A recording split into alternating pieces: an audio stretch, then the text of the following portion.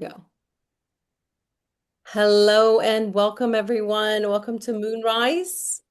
This is Lunar Wisdom with Inspired Leaders, astrology for the new cycle, and some moon medicine with embodied practices, with really inspiring people here today. I'm very excited to get into the chat here today. So, thank you, everyone, that joined us today live. It's definitely something that is being recorded and you can watch later. Welcome to everyone who is watching later as well. And very excited. Today we have two extraordinary souls and dear friends, Adrianne Tamar Arachne and Sol Jonassen. Adrianne is a visionary painter based in Colorado, and she pulls spiritual concepts, bioluminescence, and surreal dimensions from the ethers. And she seems to paint these paintings from the intersection of what's human and then what's beyond human into the more energetic realms. It's very heart and soul-centered medicine that reminds me of the magic, that we carry each in our stories and each in our souls. Sol is an evolutionary astrologer, and she's been working with the stars for decades. She guides people through growth, healing, and evolution, helping people step into their most authentic and empowered selves through the wisdom of astrology. And together they have teamed up to lead a retreat, the Mythic Soul Retreat, for the second year in a row. This year, last year was in Norway, and this upcoming year in September is in New Mexico. We're going to talk a little bit more about that at the end, but this is a deep dive into healing through the relationship of art, astrology, and embodiment. A real courageous awakening, perfect for our upcoming Leo energy and the Aries energy that we're in right now. So I just want to say hello to both of them and give them a chance to say hello. Adrianne, do you want to say hello first? Yeah, hello everyone. I'm so excited you're joining us from apparently all over the world. This is incredible. I am here at my art studio, actually, just soaking in the art vibes and the magic, and just excited for what's to come for the rest of our time together today. Yeah, and I am Sol. I'm from Norway. I'm in the most beautiful spot right now because Norway is, especially Bergen, where I live, this coastal city in the west, the gateway to the fjords, as we like to call it, is absolutely stunning at this time of the year. It's spring in the air, and accompanied by all these planets in Aries, I'm finally feeling inspired again after a very long winter. So I'm like, yay! And I'm here with my cat Bob, who is giving himself a thorough wash right now, and in my little house here in Bergen. So I'm looking forward to seeing you all, and it's with great joy that I'm here.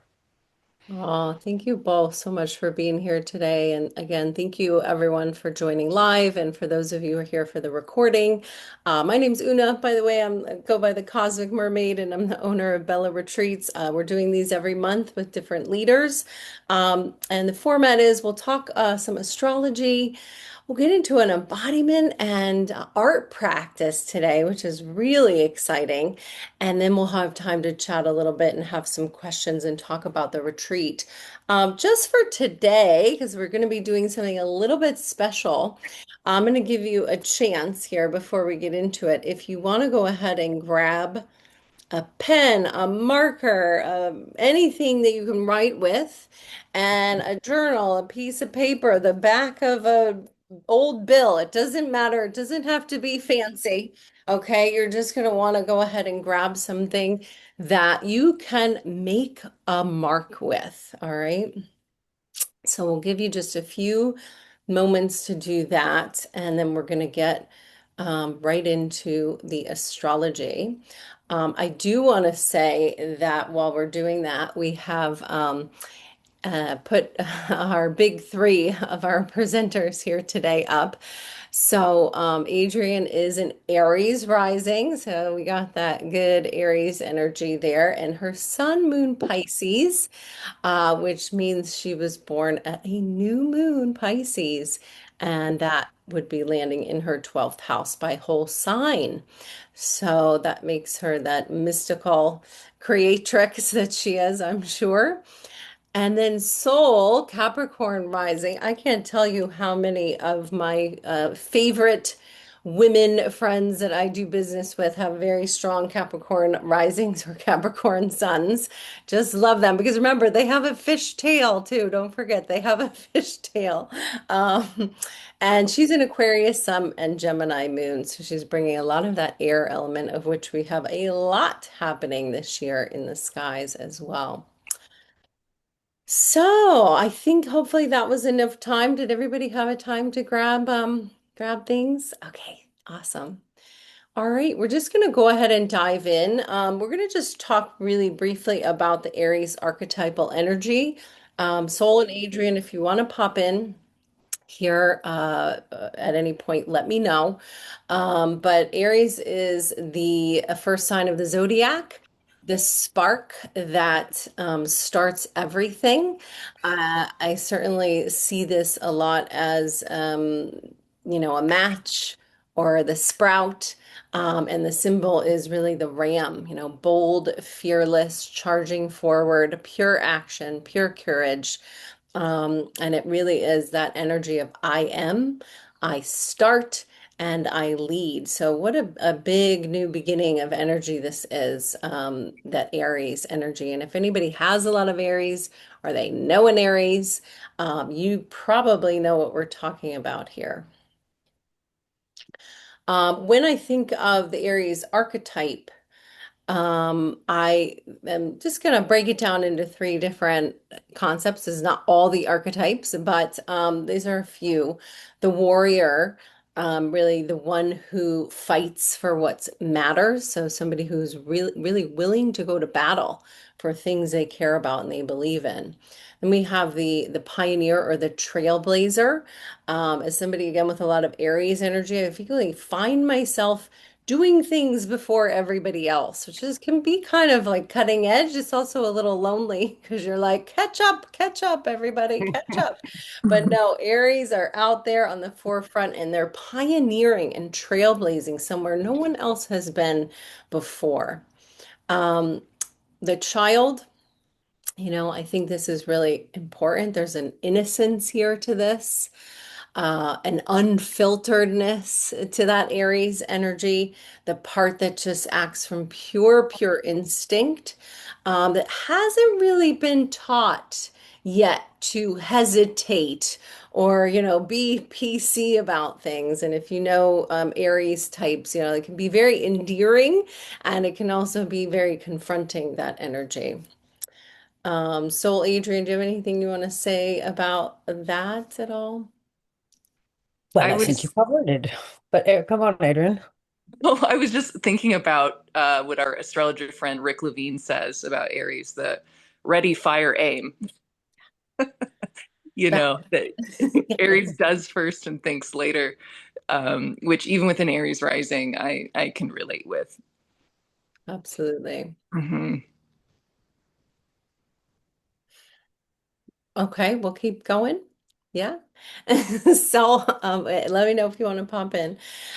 Cardinal fire. So cardinal initiates and fire is that spark. So again, I really see this as the match that ignites everything, the start of a season. It doesn't wait. It just says now. It says go, not later, not when you're ready, but now. Which is a very intense energy, but it gets things going. It gets things moving. I don't know if y'all have been feeling this the past couple days. I've been up at 5, ready to go. So I'm definitely feeling that energy moving.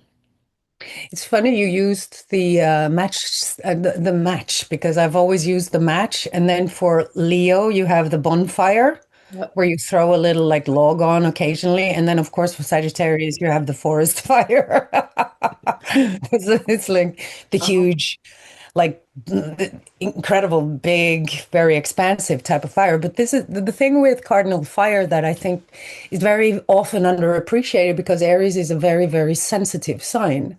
It's a very intuitive and sensitive sign. And we have to remember it's very easy to blow out that match, you know. You can easily def deflate the fire of Aries. So it requires a lot of work to kind of go to fulfill things, to finish things, to finish whatever you start. So there's a lot of like ignition, but there's not always like the capacity to complete things because it fires so strongly that it uses all the energy in one big poof, and then they don't get to finish stuff. So you need stabilizing energies in a chart where there's a lot of fire like this in order to kind of like complete something. Yeah, 100%. I think that's so important. I think we know a lot of that Aries love energy. I relate that to love, but my Venus is in Aries, so it's hot and quick and fast, and then it fizzles out. So yeah, you want something that can be a little more sustainable sometimes, but that's not what Aries does well. It gets it going. Well, that's true. It's the kick in the butt. Kick in the butt, get it started. The ruling planet of Aries is Mars, the planet of action, courage, desire, the god of war. This is again about acting with courage, assertion, passion, sometimes anger and fury. Something might need to be changed, something needs to be fought for. That's important. This warrior energy is pretty full on. I think with Aries energy, and Mars is in Aries right now as well. Yeah, it's a double whammy if you like, you know, like I tend to work with astrology as from an energy perspective, you like in the body, and especially if you look at it from a medical perspective, like energy, just pure energy, it's the adrenals. So you have all the cortisol, and then you have adrenaline, and you have stuff like go-go juice, what we call it, like a little for fun in our house, we call it go-go juice. But it's kind of the adrenals get moving with Mars, and that can burn out someone, but it can also start a lot of action, activity, create something. But it does have a high potential for burnout. So it Mars is one of those planets that needs a lot of discipline to function well, at least in my world. That's what I think. It could be my Capricorn rising speaking, though. Mm. I like a little bit of discipline. And we have six planets in Aries right now, Oh, right? yeah. So there's, I mean, and that, just so people are aware, that's not possible every year for that to happen. In fact, Neptune, which is one of the six planets currently in Aries, has not been there for what, like 200 something years? It's been quite some time. Uh, 165. oh, 165. Okay. Um, so this concentration that we're living through is really unique to this time and would not be possible for, what, another 160 years to have that many planets in Aries at once. So this is a really unique signature to this time. Yeah, Well, there's gonna it's very, very rare. That's one thing, you know, it's like a stellium, which is three or more planets coming together. Is a high concentration of focus in one area of the zodiac. So we have this with this new moon. You can see all these like the congested placements, like there's like all stacked together in one place. And in this case, tropical Aries. So you have a lot of well, again, go-go juice in one area of the chart, and in this case, Aries. So it's a lot of energy available for us right now. But as Una said, you know, you've been up at 5. I haven't slept much either. You know, it's been a little low. Oh my God, a little much to be quite honest. So the potential for something in balance here is quite big though. But also I've got to like I saw my daughter reacting to these transits. She got all her work done. She's been like super efficient all week. She's like did.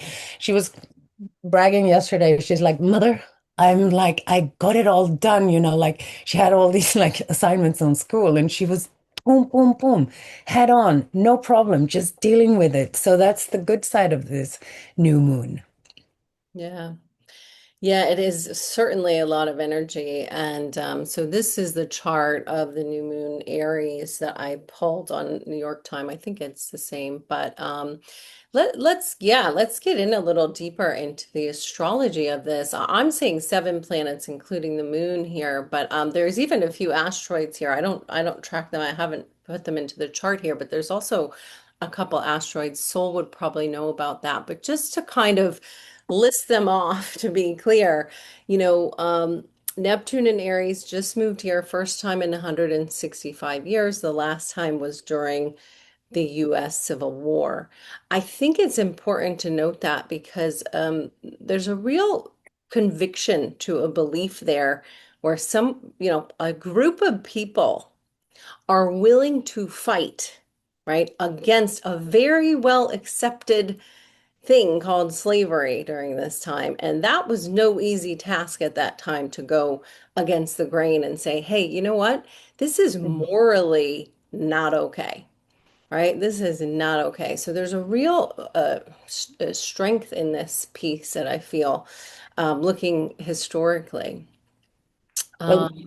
Aries is the activist, it's the one who gets the one of the peak themes for Aries is justice.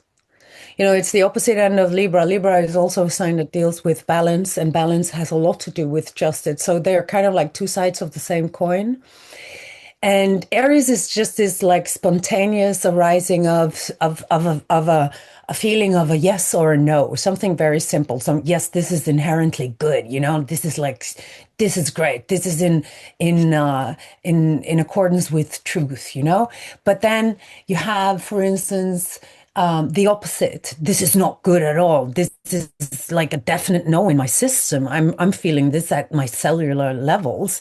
So you can fire up a lot of anger or assertive willpower. Willpower is very often associated with Aries, and the will to do something with the status quo. Eventually, with the slavery and particularly with that case of the Civil War 200 years ago, almost, you had like this incredible, unfair, unjust system, this systematic type of abuse. And eventually people get angry enough and like mad enough to get out in the streets and to kind of do something, to mobilize something, to say no to certain things. And we say that the kind of keyword for Aries is no, no more. I've had it. Enough of this. And we've seen that with this new moon was conjunct Artemis, the asteroid Artemis, and we've had this like first woman around the moon type of thing going on lately, and there's a lot of this like gender fighting right now, like this split between men and women, man and woman. We've had Chiron in Aries as well, revealing a lot of toxic culture that is really, really toxic, that is about masculinity and being macho or whatever it is. We've had that going on since 2018, 19. So we've had all these revelations about these things. And for this new moon, something really, really, the debates are everywhere now. Unfortunately, some of them are driven through rage baiting. And that's one of the things we have to be very careful and conscious about in these days is that all the internet is driven by rage bait. All the social media houses, it's rage bait. So they tend to kind of like do something with the headlines so they get people to click and they get people angry. And that's kind of an artificial social engineering problem we have today, right? Because we need to be more nuanced. There is no nuance in Aries. Aries is either or. You're either with me or you're against me. So the potential for people getting mad about something today is quite huge, right? But we might get mad about stuff that is just not it might be more personal than we care to admit, right? It's not necessarily about whatever goes on out there. So I'm just, with these kind of like volatile energies that we got cooking now with Chiron there, this huge wounded energy that we've got, like just being human, we have a high potential for reactivity. Yeah. So, as It's a big, usual, it's a big piece. I just want to really point to that, what you're saying. I mean, the new moon, literally here is by 1 degree conjunct Chiron. Chiron. Mm. So it's so prevalent on the Chiron and Aries. And I think what you said, this healing of the masculine. And I just actually had a big chat with someone about this on social media who, she bought into some course with some guy who was teaching women how to be more feminine so they could attract the right man and all that stuff. And it's like I've been around the polarity teachings for a while now. Mm. I'm a little bored by it, to be honest, because we all have this inherent masculine and feminine Mhm. inside of us, and there isn't a way that a man should be, a woman should be, a masculine should be, a feminine should be. And I think we are really coming into a different type of healing with this energy right now. And yeah, we're seeing a lot of the Me Too movement stuff resurfacing. Oh, yeah, yeah. And Understandably so, we haven't dealt with a lot of our issues as, we haven't dealt with our inner world and the hurts that keep generating more hurts. Like you say with Chiron, you can say hurt people hurt people. Like the hurts that are so difficult sometimes to deal with, like because we get these scars in our souls almost, or in our personality, and it becomes a personality in itself. So it's kind of like distortions, because inherently I believe in us, in humans in general. I believe in good humans. I've met so many great humans.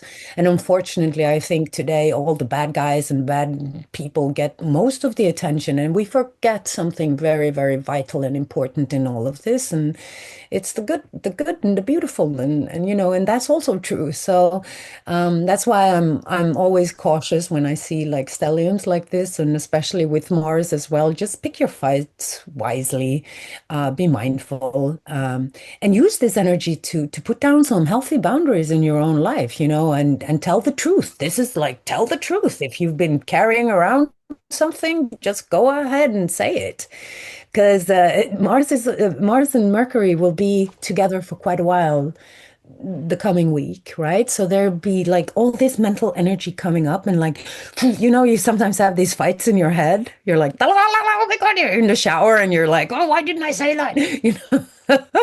And sometimes it can be so the things you really, that you didn't dare say out loud. If you manage to do that in this time of maybe not in the perfect way, because I don't think there's a perfect way. If there's fear involved, it's always going to be a little clumsy, maybe a little defensive, which is classic Aries energy, a little bit defensive. So it's the defense mechanisms that are operating. But if you manage to see that and be conscious of it and have compassion for yourself and everyone involved, there might be a proper chance to have a good, true, authentic, another Aries keyword, communication with someone. You can clear out a lot of unsaid stuff. You can clear out the closet, so to speak. So I think a lot of truth is coming out. But, personally, I had to do that like several times the last couple of days. I had to have difficult conversations, right? I can be a little bit like, oh, I can't be bothered, I'll put it off to next week, or maybe I don't have to do this, And then this time really made it really like clear that I had to say these things. If I wanted to help the persons involved, I had to say these things pretty clearly, and I couldn't be too worried about the reactions. And that's the independence of Aries. You have to be free of that codependent, like feeling in, is this a safe thing to say? I'm too worried to lose you type of communication. This is really independence at its best. So that's where the beautiful healing can happen, where you say things the way you think, well, the best way you can, being as fair and just as you can, trying to keep many like thoughts in your head at the same time, but still be true to your experience of everything. So I think that's what lacks in communication today. We cut corners because we don't want to hurt each other, or we don't want to lose people like in one way or another. And of course, that always becomes like it never works really, right? It just, I just love this so much. I don't need to interrupt, but there's a directness in with the Aries, especially with the Mercury, Mars, Saturn right here. It is a willingness, like you're saying, to be brave enough to say the truth, to be direct with someone or something that you care enough about. mm, And to do that with this Saturn energy of like, this is for long-term learning or maturation. I can't tell you how many times I've had dear friends, come to me with the sacred mirror, and go, you do this thing, right? You're doing that. Do you know you do that? And like, this is what is occurring on the other end of that. Like, are you aware? Is this a blind spot? Do you want to know about this? And which I do. I want to learn and grow and see myself clearly, but it's a very hard thing, right, for some people to have that vulnerability, with the fear of loss, of the Libra, of the other.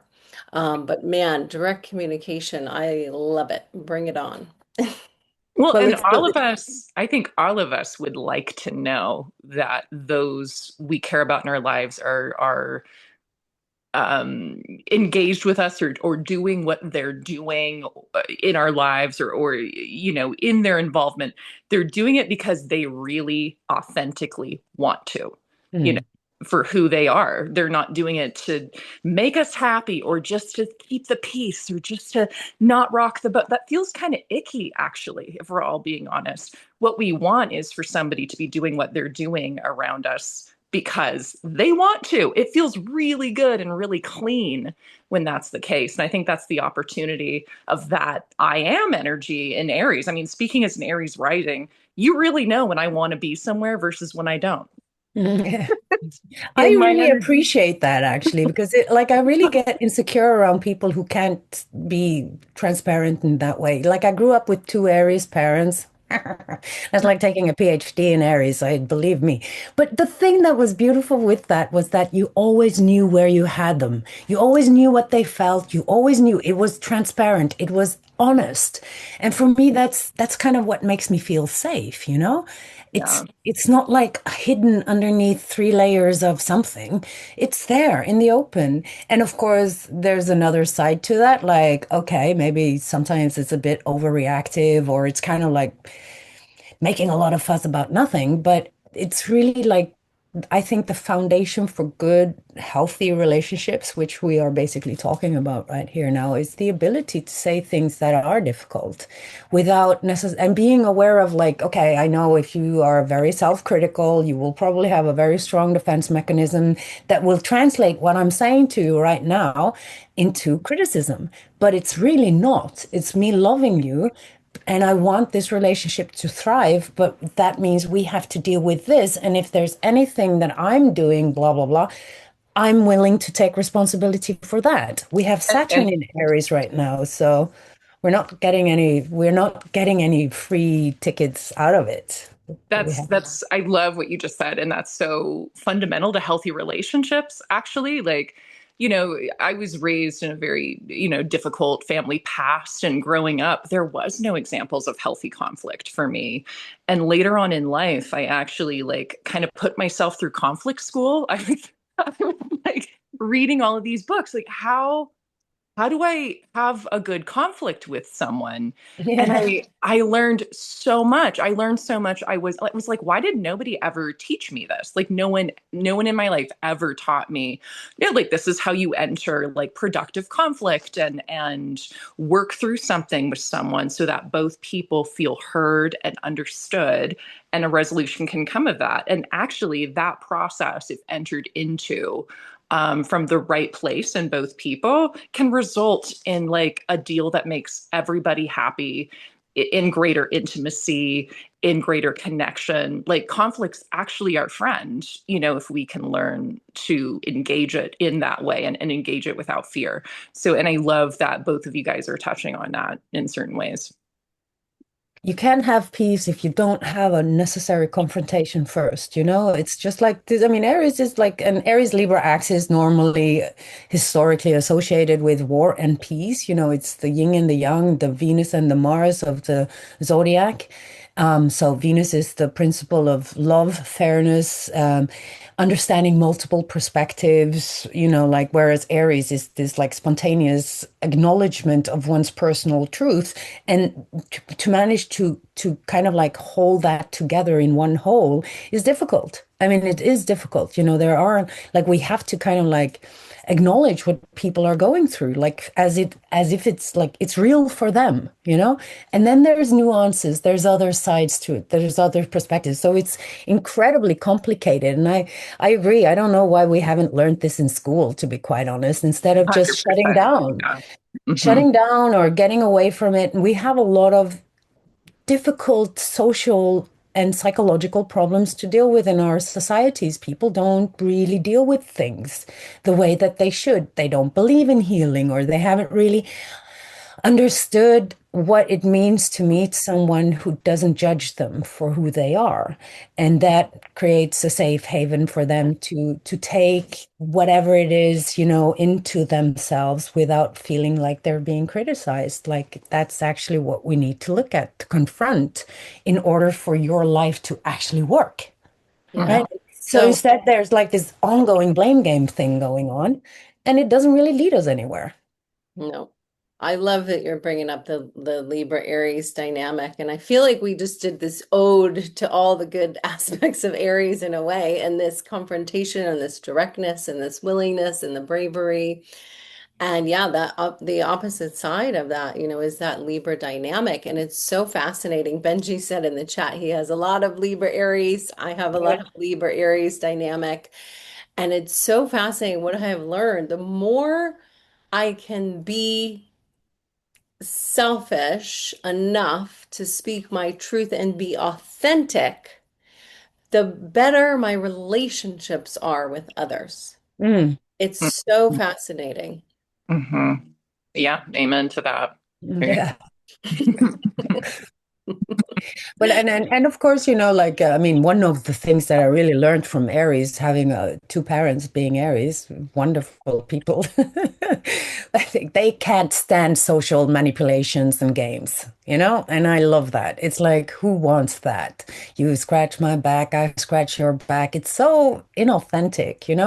And there's so much of it in workplaces, everywhere you go, and people competing with each other and all those things that are not so nice for our sense of health in a social setting. So it kind of made me very aware of my upbringing about manipulation. All kinds of manipulations, very subtle manipulations, overt manipulations, all types of manipulations, and I think that, along with how to talk about things, is something we should teach our children, like because we're subtly being manipulated through the powerful activation of guilt, for instance, like people want to guilt us into doing something that we don't want to do. And then you have what we call coercion. It's a classic Libra thing, like a very often like Libra wanting to please someone when we're talking about the polarity.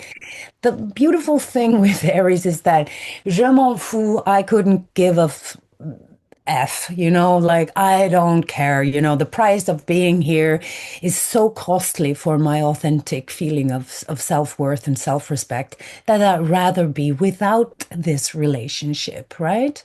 And that can be a little lonely, of course. And eventually Aries, Libra learn to balance each other out. But it is a very beautiful thing in a healing process to go through an Aries kind of like mobilization of energy where your voice actually matters. We have to have patience enough to hear everyone's perspective and give each other space to do so without interrupting, which is probably what's going to be a little bit difficult with this particular multiple conjunction in Aries, because it's eager and it wants to get going, and I have so much to say, and well, especially me, but The fifth it's moon in Gemini.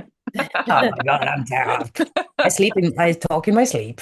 But the thing about the Aries and the moon in Aries and the moon in Aries people that I know, especially if you have your natal moon in Aries, is it's very 3-year-old. I'm angry and I'm over it. I have my emotional experience and reaction, and then I'm done. It doesn't Yeah. linger around for very long. So it's actually kind of a very healthy way to process emotions, even though it can, if it comes too intensely, you may have to go back and say, oops, sorry, I shouldn't have You can exploded leave there. everyone in the room singed if you're Yeah, not Yeah. careful. if Yeah. you're I mean, not from careful. an air perspective, from a Libra perspective, from a Gemini perspective, Aquarius perspective, which is all about reading the room, Yep. Aries needs to learn to read the room a Yeah. little bit, right? Just calm down. Okay, this is not the appropriate time to do so. I think we're going through some massive like kung fu training with Saturn going through the sign of the warrior. Right, Saturn, the teacher, the learn to control master your vital forces. Right, so it's kind of like this Jedi training that I'm wildly fascinated about. But learning how to kind of regulate these powerful energies is, of course, on the list of Aries. It's if they want to have a healthy social life, right? So being 3 year old is okay when you're three, basically. Thank you. That's a very good point. What I know about my friends though that have Aries moons like this, I just let them kind Yeah, of yeah, yeah. That's a I good don't thing, take it though. too personally, and then 5 minutes later they're fine. Um, Absolutely. but what I love about that is that pure emotional expression. And this is something I've said for many years. It's okay to feel all your feelings, like feel them fully. Just don't believe them that they are the truth, right? Feelings are not necessarily the truth or your truth. But the feeling of them is really that first step, just so that they can Hmm. be expressed uninhibitedly, in a safe way, and yeah, not to singe the entire room and that kind of a thing. But it can be very healing to just allow that authentic and clean expression. But then that is not your truth. It's just a feeling that needed to be expressed. Yeah. Well, it is, fire is a difficult element. We're talking fire here. It's just it arises very spontaneously, right? So it's kind of like it's very intuitive, it's very spontaneous, and we need it for creative work, for instance. It's the engine of everything. So it gives us this energy to do things. So Earth, and I come from Norway. Norway is a very like, particularly like a classic like Virgo type of country, at least on the surface, Virgo, Gemini type of country, very like pristine, very proper, very like, don't say anything. We sit far apart on the bus, we don't really engage in intimacy. We don't express ourselves honestly. We have a lot of that going on. So it depends on who you are. With this stellium, for instance, if let's say you're more on the, don't have a time, like difficult time suppressing my feelings. I rarely express my truth. I always put it aside. I'm very civil, right? It's dangerous to show anger, for instance. That's really no, like taboo. Then you would be very happy with this type of birth helper that this stellium is, because woof, finally, for the first time in 20 years, you're bringing out the truth.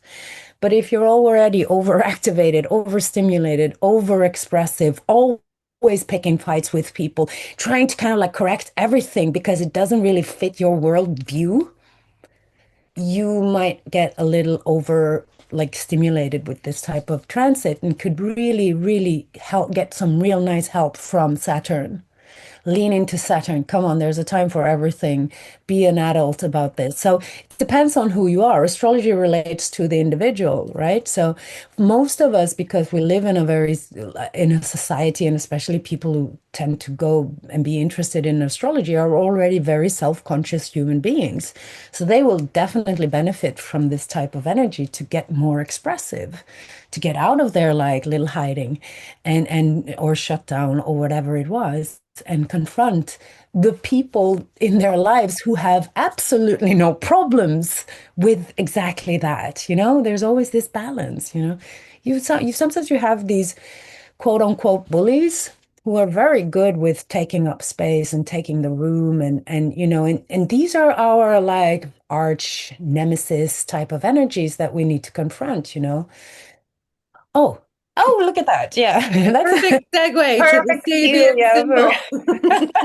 I love it. Exactly. Like because it has something with the room, with how we're being met. I hadn't seen this one, so that was Yeah, quite a nice surprise though. I yeah. love the Sabians. For those of you who don't know what the Sabian symbols are, it's 1 degree there was 360 channeled symbols for each degree in the zodiac back in the 1930s.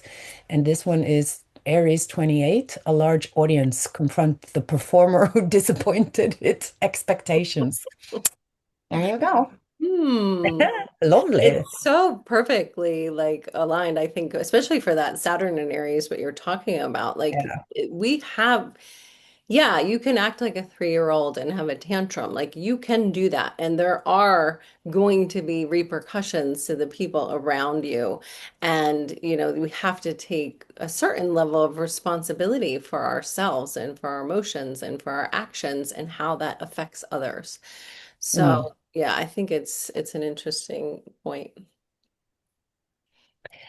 Yeah, it's not an easy thing though, because like if you like here you go, a large audience confronts the performer who disappointed its expectations.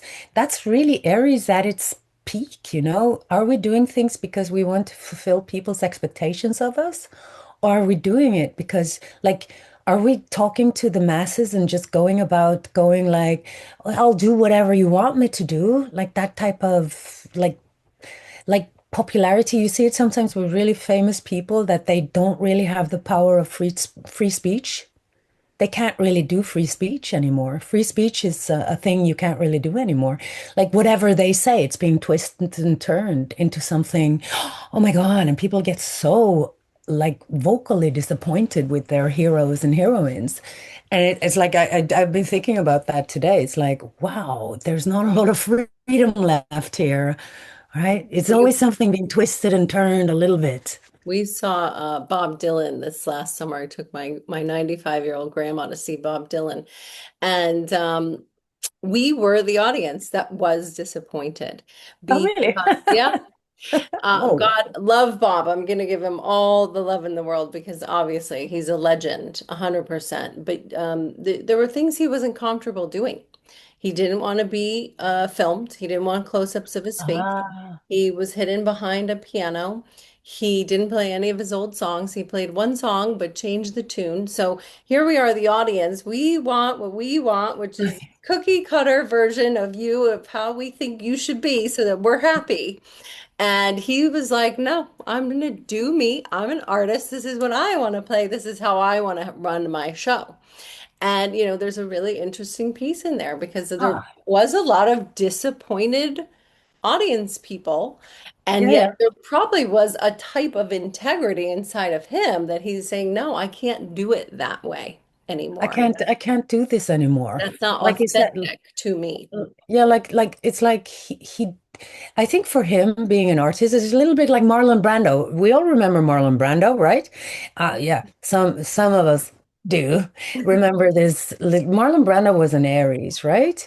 He was Aries, and he went all, he was like this like pop star artist in his days, and then he just got like, ugh, it felt inauthentic to him. So he started out being some activist for Native Indians and stuff like that. Instead, he got totally anti-Hollywood at one point in his career. And I totally understand why, like, because that's the life that they had to, like, what type of expectations they had to live up to.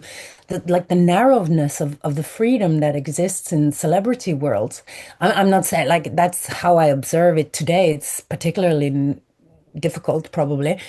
But he was like, just like very authentically Aries going, "Tch, I don't get, like, I can't do this shit. It doesn't feel authentic anymore."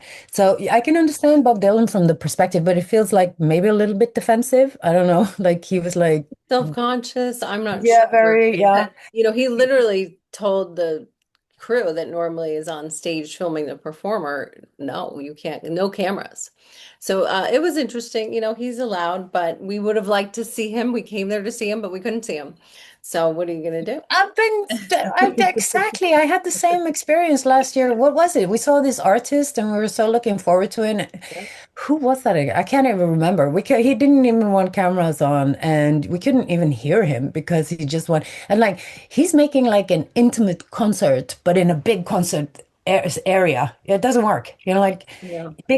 big concert needs, the audience needs to get included. Little concert, like intimate concerts, that's okay. I get it. That. It's such a Libra Funny. Yeah. Aries dynamic, and it's also the Leo Aquarius dynamic. It's like you can't just be so completely self-absorbed that you don't understand who's watching and listening to you and in the room with you. It is a sensitive balance between the audience and the artist, that's for sure. Like you see this, she's probably Pisces, but she's got a lot of Chappelle Roan. Mm-mm. Remember her? No, she's just hot stuff, like very like got really famous a couple of years ago, and she's been constantly crashing with the audience. Like really, like you see a little bit of these Gen Zs, they're going up against the expectations of the audience, and they're like really charging it, like full on, like really confronting the abusive side of it. Because there is an abusive side to being somebody's, like you're stalking, you're like asking for autographs or selfies and stuff like that. It's inappropriate. Oh, So, angry mobs are a Pluto and Aquarius fear of mine. I just think we need to restore some sense of dignity and everything, like have some respect, it's Yeah, these even. are humans, humans. Yeah, but we tend to see as the audience as the victims or the receivers. So their kind of toxic behavior is often left unspoken of, right? Whereas kind of like the pop star is the creative soul in it all. So a much easier target, to aim at when it comes to um, figuring out what's wrong with them. She's there are two sides of one coin again. Absolutely.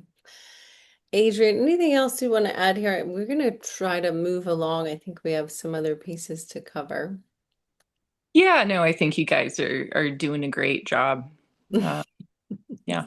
We're having fun. We're both Gemini moons, by the way. Oh my So God, don't put us in the same room. Who not? we'll talk for both your ears off forever. Okay, so real quickly, if you don't know your chart, I would inspire you to find out, get your birth time, find your rising sign to know where Aries ends in your chart or is in your chart. Oop, this was and not edited properly. That should say Aries house.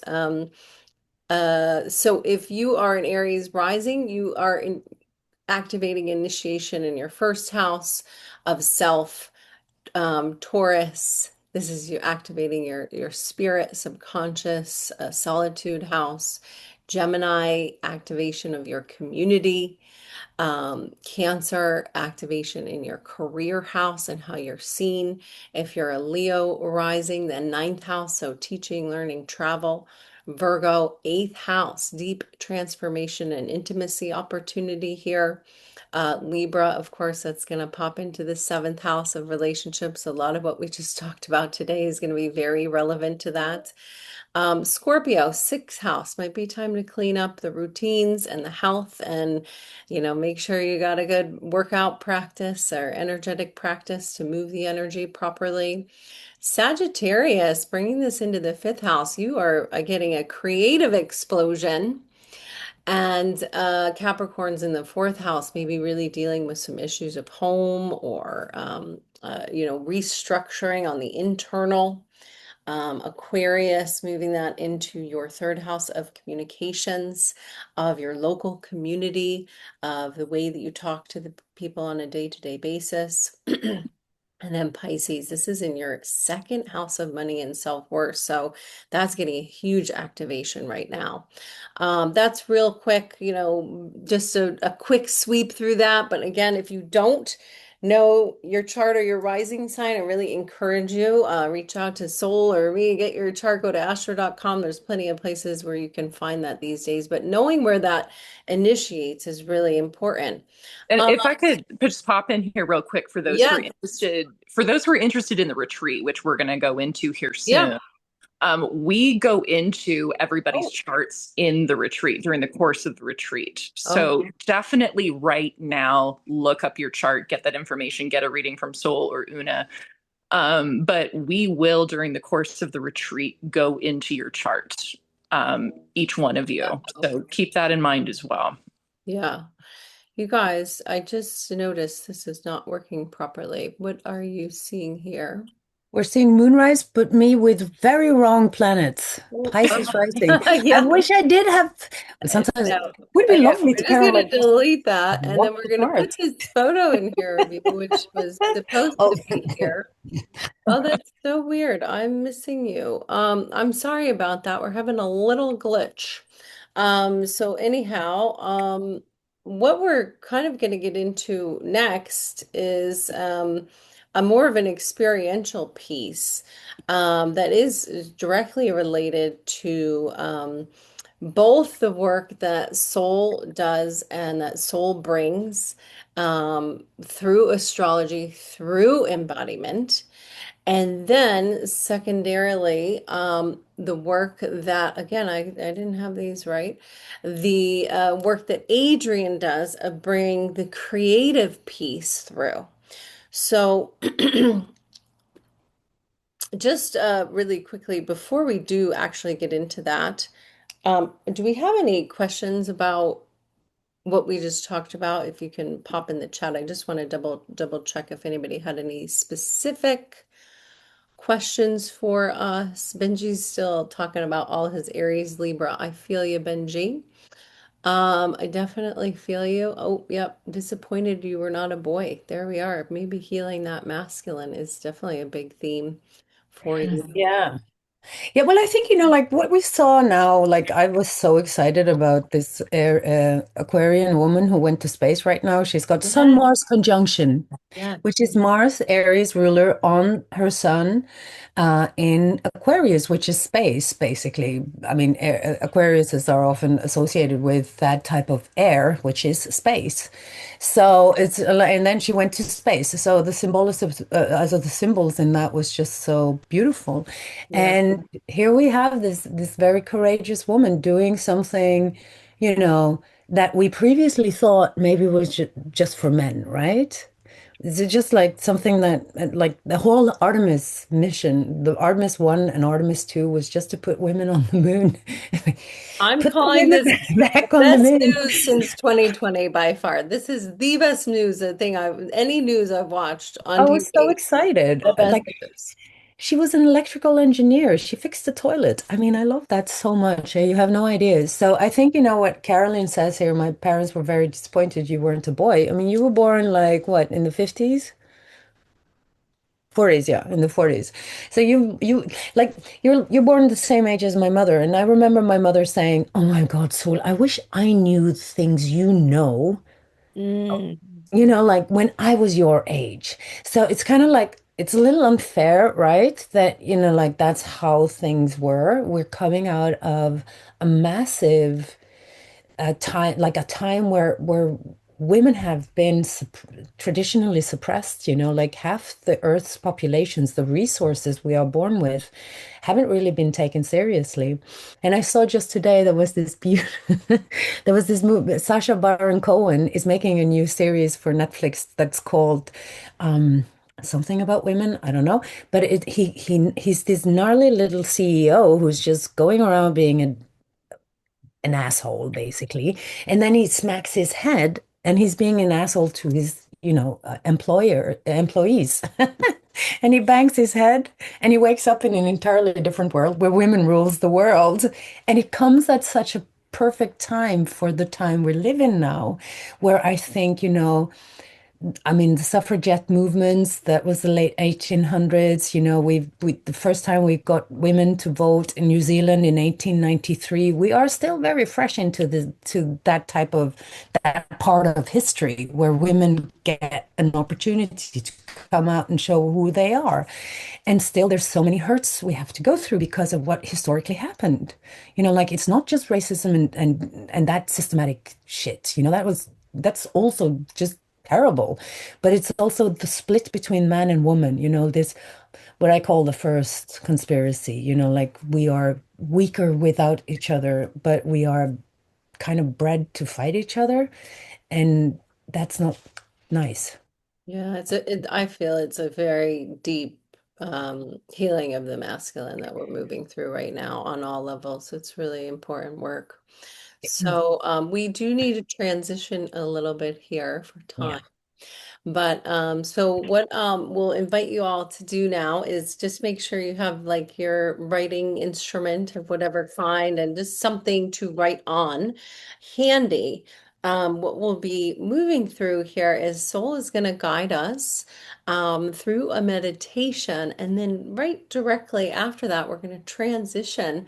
Adrian's going to move us into some, I'm calling it mark making or creative expression, if you will. So, really excited to get to have the combination of this mental, cosmological, astrological view. But as with every moonrise event and all the retreats that, I do and have done for many years, we have to move this into the physical body and through our bodies as well. So very happy to offer that for you all today, and hopefully this is an anchor for the upcoming energies, and this can be a powerful integration for you all.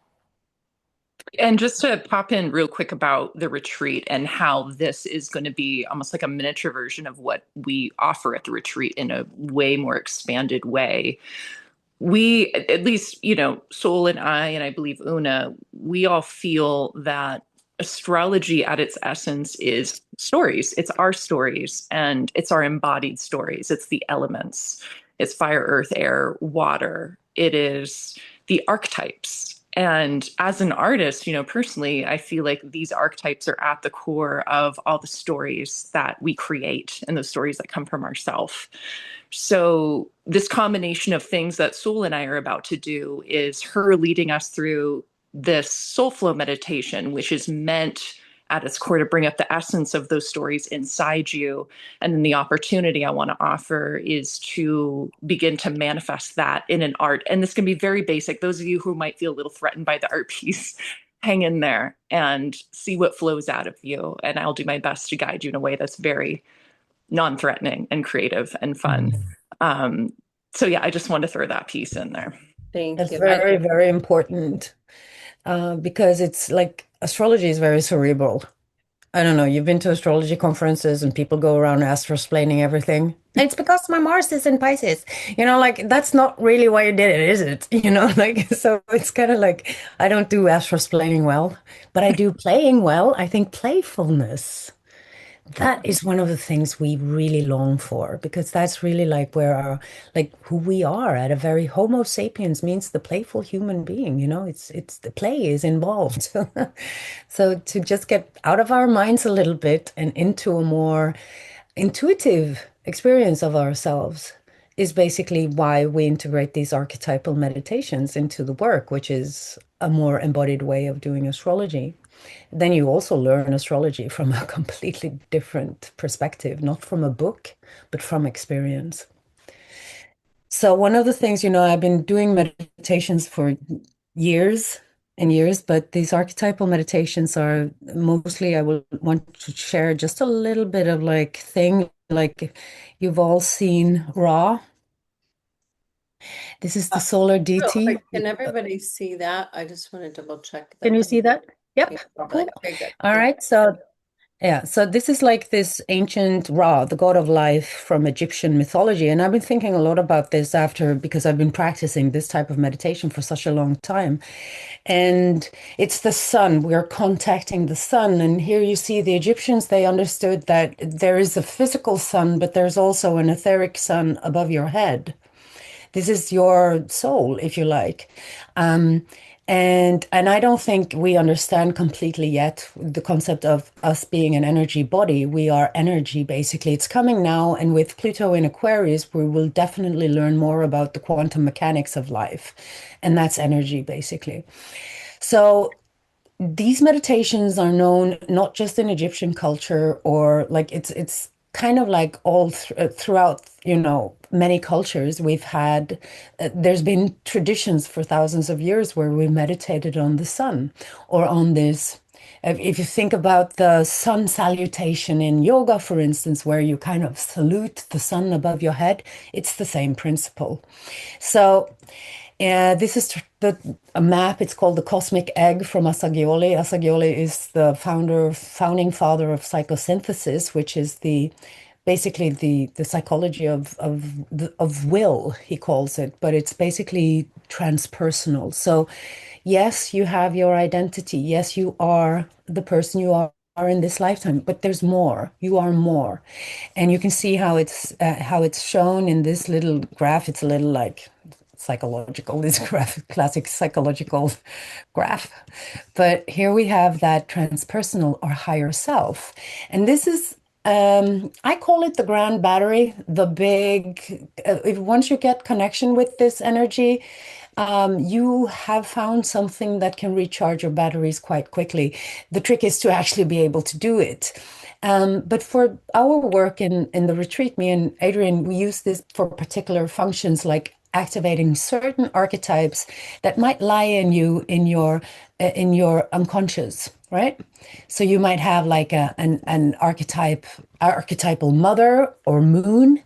You might have an archetypal Venus or inner lover or inner woman. You might have an archetypal Mars, an inner warrior. You might have an archetypal Neptune, the dreamer, or you might have an archetypal Uranus, which is the rebel, and you might have all of them inside of you at the same time, activated at certain, being picked up into the field of consciousness whenever you need them. We play different roles, we have different coats we wear in our lives. Now we want to get to the essence, to the know thyself, which is written above the Temple of Apollo. That's the process of self-realization, and then we want to reach a more transpersonal or higher self, and that's the area of visions. That's the area of visionaries. That's where you just know you have just like this where the dream becomes awake, where the images of the grand, big, vast something is being available for you in your conscious field. So that's basically the theory behind this type of meditation. And with further ado, I will just guide you through a very small version of it, which has to do with the sun. I thought it was an appropriate thing, or the creative child, actually, the activation of the creative child. So it's very brief and it's very simple, which is lovely because you will remember it. So if you can just sit very comfortably and notice if there's any tensions at the bottom of your spine, because this is Aries energy and it's moving very quickly. So just relax, be quite heavy in your bottom. Just sit really solidly on whatever you're sitting on. Take a big, deep breath and just close your eyes. You're completely in your own private sphere right now. So we close our eyes, we take a big, deep breath, and we're going to activate the energy of the heart, the psychic heart.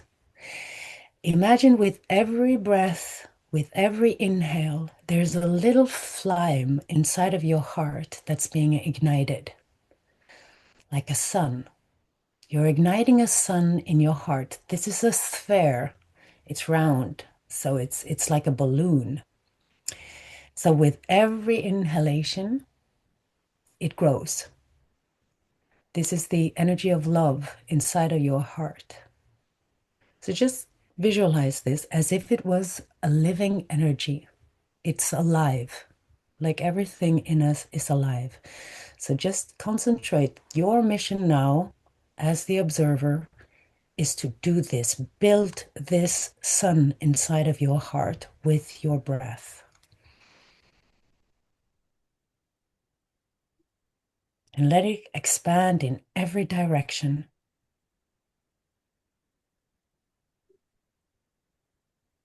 Think of something that makes you feel really, really loving and joyful and peaceful.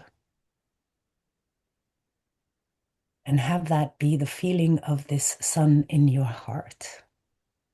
Something beautiful, something you love, something that's untainted and undisturbed. And let it move through your ribs, on your back.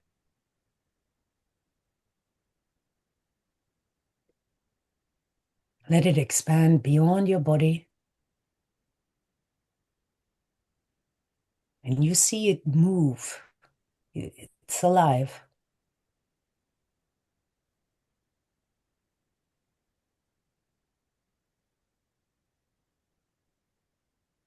And it moves and it fills your entire field around you.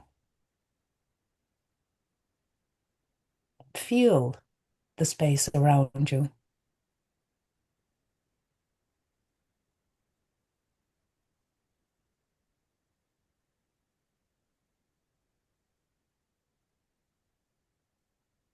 Now let that light move upwards towards your brain, to the middle of your brain. From the middle of your heart to the middle of the brain, you send out a cord of light, as if it was a match that ignites a light inside of your brain. It's a different type of light. It's a star. So it's the clarity of the mind. And it expands throughout your brain, fills up the left part of your brain, the front part of your brain, the right part of your brain, the back of your brain, the top of your brain. It fills up your face, your whole face. And it moves out beyond your face like a halo. It's pure energy. And feel the space around your face and fill it with light. And feel the space behind you and fill it with light. Feel the space above your head and fill it with light. Let the light rise. Let it search for the sun above your head. Imagine you're standing under a sun and the light in your head can touch it. It's real, it's an energy. Just feel it, the space above your head. And let it look straight into the sun of your soul above your head, in alignment with your spine. And there you are, underneath this beautiful, radiant soul that is above your head. It's the energy that keeps all of you together. You live inside of the soul.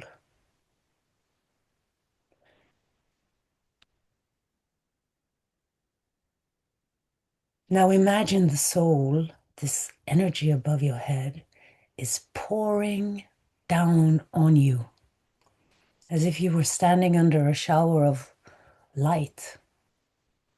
You've been in the shower. Now reproduce the feeling you get when you have water coming through your head. Just feel it like you felt that. You close your eyes and it's like receiving the spring sun for the very first time. Every molecule in your body is opening up for receiving this energy. You're basically a flower. Concentrate on receiving that light. Listen for it with the top of your head.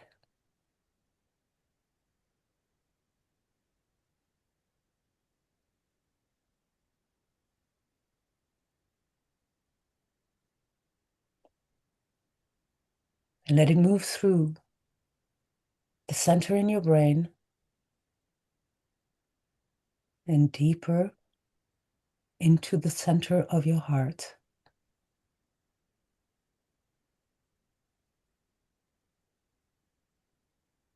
And deeper into your belly, into your womb or your pelvic floor, and deeper into the core of the earth, the light inside our planet. It's the midpoint of everyone. It's always just right underneath us, no matter where you are. And then take a big, deep inhale where you let that energy come into your belly and come into your heart. And inside your heart, the energy of heaven and earth are coming together.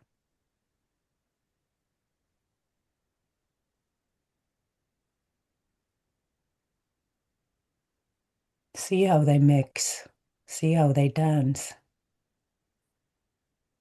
and have that energy express itself through your heart.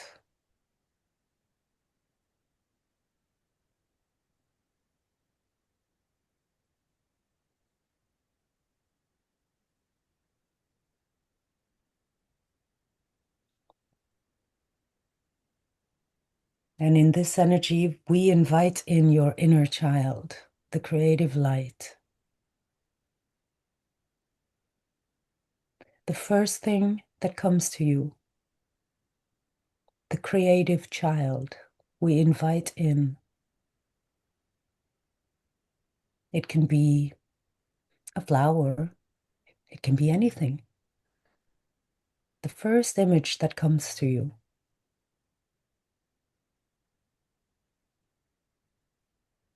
And you hold it.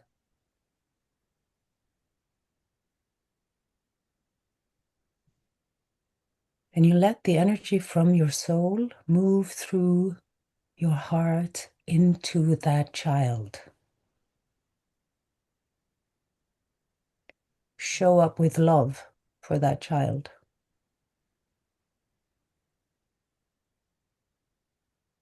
Maybe it has something to offer you. Just be curious.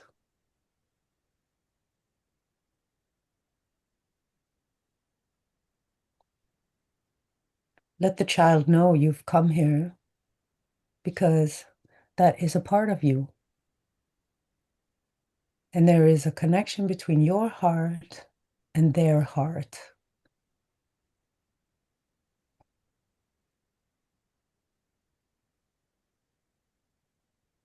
And from your heart to their heart to the soul, create a triangle and let it flow through it as if there was a moving river of energy moving through that.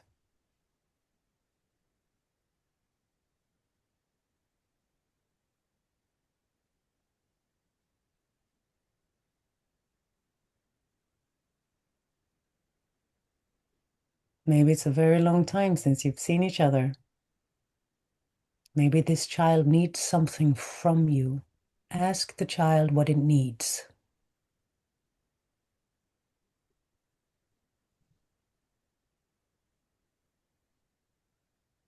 And then offer it to the child. From your heart to the child's heart to the soul to your heart to the child's heart, to the soul. There's a flow.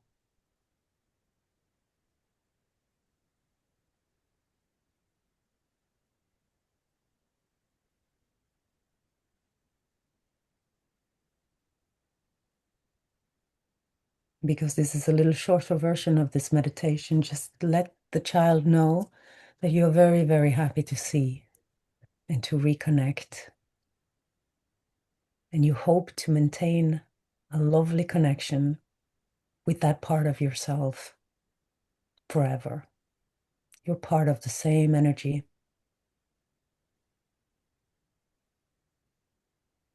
Now ground that energy in your heart and bring that child into your heart.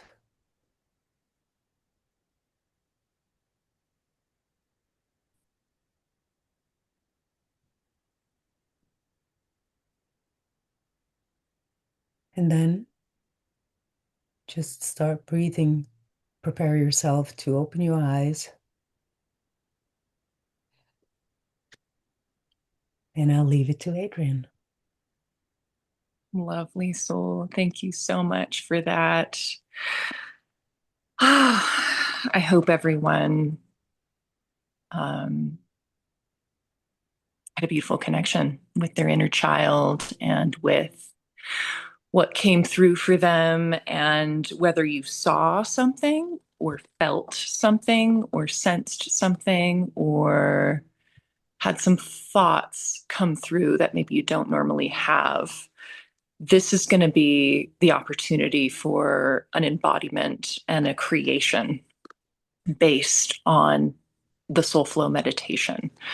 So if you have a piece of paper, and like Una said at the beginning, it can be the back of a bill, it can be a post-it note. There's no pressure on this particular creative process to be the greatest masterpiece of your whole life. So, let's see here. I think, Irina took off, and then Alicia was going to share later. I think she had to leave, but that's okay. We're going to go into just the brief artistic experience based on the soulful meditation. So what I'm going to do is point my camera here at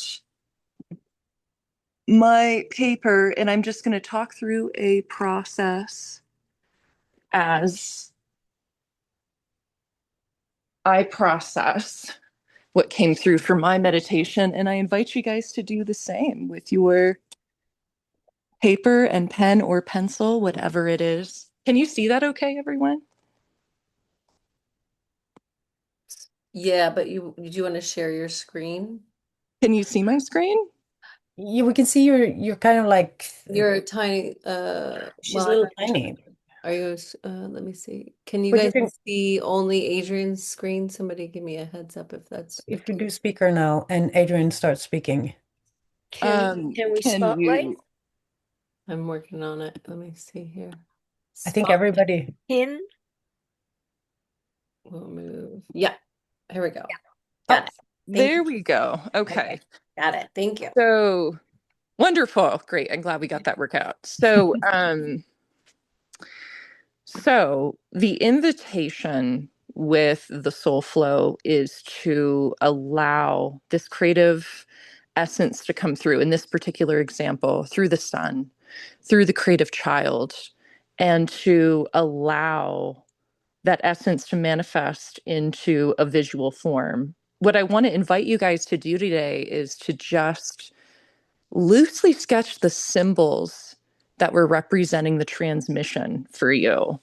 As I was going through the meditation personally, I started to feel these hands,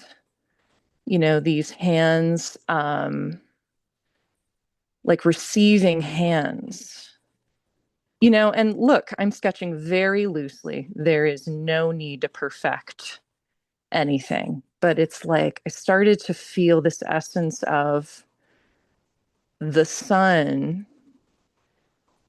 like receiving the sun was kind of what came through for me. And See, I already put the thumb on the wrong side. Who cares?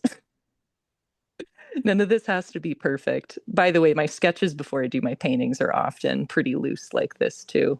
Um, so, the invitation to be loose and to be sketchy is okay. This is where we start to build symbols and to put them together. And in these like receiving hands, I had this eye, like part of what I'm receiving from the sun and from my inner child is this experience of receiving sight, of receiving the ability to perceive the world around me. And like that's part of how I'm touching the world around me is this receiving and giving of sight. And so I'm starting to weave these symbols together. And once again, they don't have to be perfect. They don't have to make sense, but it's something that feels real about what is inside me. And this eye kind of feels like it's on fire. So we're putting these flames. I'm like, these flames feel like what this eye feels like it's burning, it's alive. Everything is luminous and vibrant. In this eye. And this eye also feels like there's water coming out of it, like there's a waterfall. And inside of this world of this eye is trees and a forest and a lake. And I'm like having this very passionate visionary experience with the world where my inner child and my inner son is experiencing this landscape that is very emotional, actually, as I'm feeling into it. Oh, it feels emotional. It's fire, it's water, it's the land.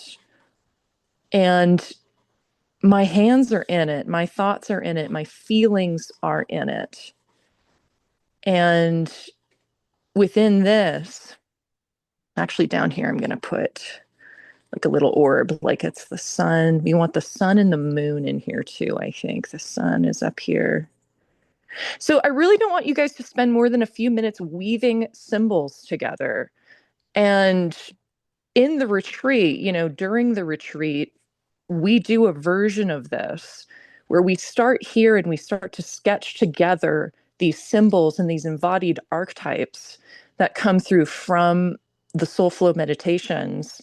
And from there, these actually are the basis for developed paintings that I'm going to lead you through the creation of. So we begin to go from, a pretty simple sketchy process to a more developed process, where we take these symbols, which are, these visionary components that are coming out of you, and we put them on a canvas and we begin to paint them. And that is actually how we embody these astrological archetypes and these astrological stories, is we run them through the creative lens of our body, and then we create something from them. And this contains a raw, authentic story that is coming through my soul, coming through my being. And something we learned last year during the retreat is that this process, as people go through it, really resulted in people painting their own astrology. They were painting their own charts.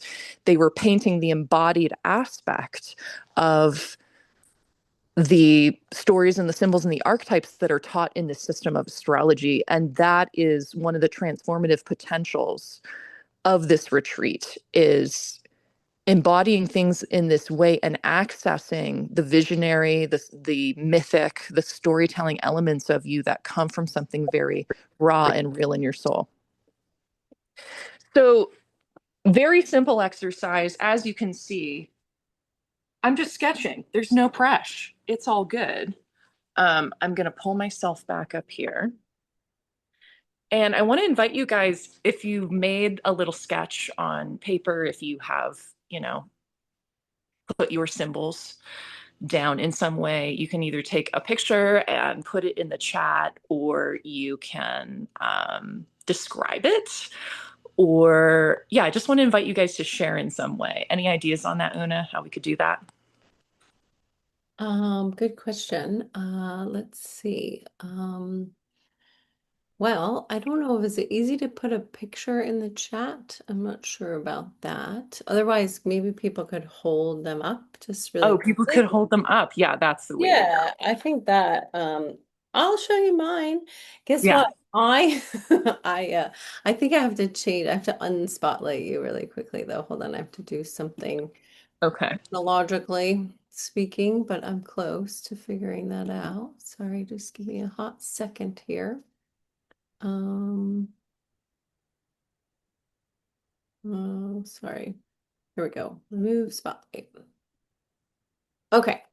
Hi everyone. Thanks for sticking with us. I think probably, yeah, the easiest way, because this is set to whoever's speaking will pop up. I'm gonna show mine. I like doing that. I'm gonna do circle, triangle, and a flowery plant thing. Like that's it. Like super simple. But then Love I it. remembered like I have colors. I was like, I'll just grab a pen. And then I wanted to make it colorful. So I made it colorful. I love it. So that's Yay. what came through. Anybody else want to share? Share with us. Well, Sure. finally, around 2016, 17, when I first met Sol, I started dealing consciously with childhood trauma that I had suppressed. Every 2 weeks now, I deal with my psychiatrist. So, what I saw from the meditation, and then I just wrote words, but I remember the picture in my head. There was a child in a fetal position and kind of looking up and receiving the warmth.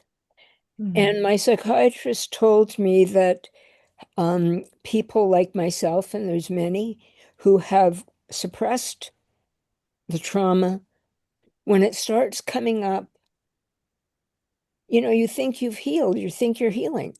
And when Mm. it finally comes up, you feel all the fear you never let yourself fear all your life. I Mm. bought a house. I know nothing about houses. I have no money. Mm. I did many things. Oh, driving. I'm terrified of driving now. And that started when I was going back and forth from Montreal to see my psychiatrist. That was when the memories became conscious. So it's tender, and I thank you very much. Thank you. Thank you for sharing. Mm.